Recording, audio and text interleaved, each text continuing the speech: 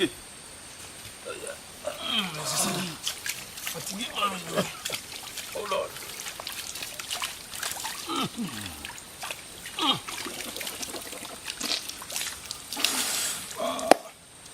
Gloire au Seigneur. Amen. Mon ami Isidori, vraiment, soit béni. Amen. C'est l'évangéliste Samson qui est toujours en compagnie de son ami Isidori Sylvain, qui veulent simplement faire une vidéo d'encouragement ici dans cette forêt où nous sommes venus un peu nous divertir, un peu, passer un peu de temps. C'est un grand prédicateur, serviteur de Dieu. Et je suis un peu impressionné par une histoire de la Bible dont le nom de la personne est Judas. Judas. Il fut aussi un apôtre, naturellement. L'un des disciples. L'un des disciples vraiment du Seigneur qui gardait même la caisse. C'est ça. Mais malheureusement, ce qu'il faut retenir comme leçon, c'est que on peut suivre le Seigneur et on peut le trahir après. Ça, c'est une information. Vous êtes d'accord avec ça? Justement, je suis d'accord. Oui, parce qu'il était aussi un apôtre. Jésus comptait sur lui. Il comptait sur lui. Il gardait la bourse de Jésus. Oh Lord. Tout l'argent de Jésus était avec tout l'or. La Bible dit que tous les programmes qu'il faisait, l'argent était avec lui. Mais naturellement, et ce qui est encore pire et intéressant est que quoi? Il a été choisi comme tout le monde. C'est ça. Il a fait les missions comme tout le monde. C'est ça. Il a chassé les démons. C'est ça. Donc il ne faudrait pas qu'on se tourne que certains chassent les démons, mais qui à la fin se pendent comme Judas. Naturellement. Judas ici était vraiment un apôtre. Il était vraiment un apôtre, certainement. Jésus a gêné 40 jours, 40 nuits pour pouvoir le choisir. Tout naturellement. Et il a fait toutes les missions avec Jésus. Mais il voilà. a dormi avec Jésus. Très bien. Il a tout fait avec Jésus. Cependant, la Bible dit qu'il était voleur. C'est un voleur. Et il s'est laissé une chose qui m'étonne. La Bible dit que Satan entrait à lui. Donc tu peux être dans le Seigneur, si tu ne fais pas attention, on peut t'appeler pasteur, on peut t'appeler prophète. Tu es un disciple.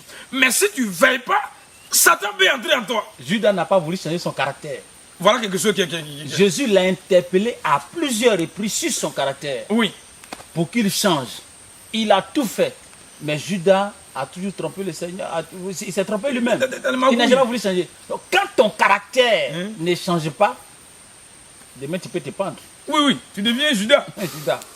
Et il faut comprendre que dans le corps de Christ, dans le ministère, parmi les appelés, il y en a plusieurs comme ça. Il y en a des Judas. Trop même. Il faut les connaître, c'est des Judas. Justement, ils aiment le Seigneur. Ils sont venus dans le Seigneur. C'est à cause de la... Et regardez ce que Judas... Judas pensait qu'on pouvait vendre le Seigneur. Oh, il est invendable. Tout ce qu'on fait contre lui, ça le grandit. Jamais. Voyez. Toute la pensée de Judas était sur l'argent. Ceux qui prennent le Seigneur pour chercher l'argent, c'est des Judas en miniature.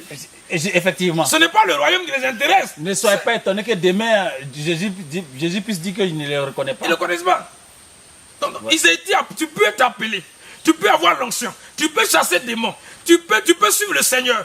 Mais tu peux être un Judas. Donc le corps de Christ a le droit de faire attention. Justement, il faut qu'on fasse très attention. Parce que le cas de Judas nous interpelle. Nous n'avons pas vu Jésus en personne. Ouais. Mais Judas a vu Jésus en personne.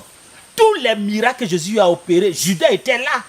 C'est ce qui est marquant. Et encore, la dernière formation qui a eu lieu dans les jardins de Gethsémani, une moustique te dérange.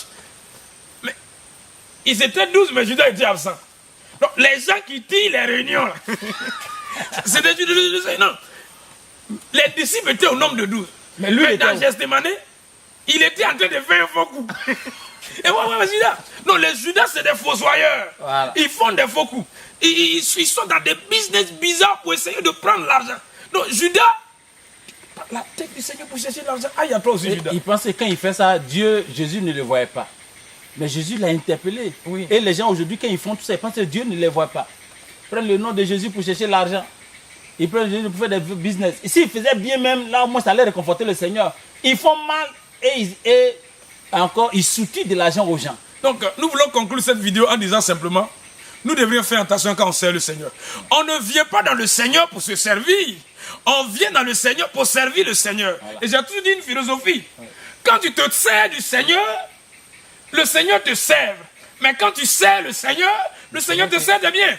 Si tu es un Judas, tu n'es pas encore mort. Tu t'es pas encore pendu. Tu peux encore revenir. Dieu t'a appelé. Tu sais que tu fais là, il voit. Il n'a rien dit. Tu as continué à mentir, à voler, à escroquer, à faire des choses. Tu as le temps de te repentir. Si tu continues, tu vas te pendre.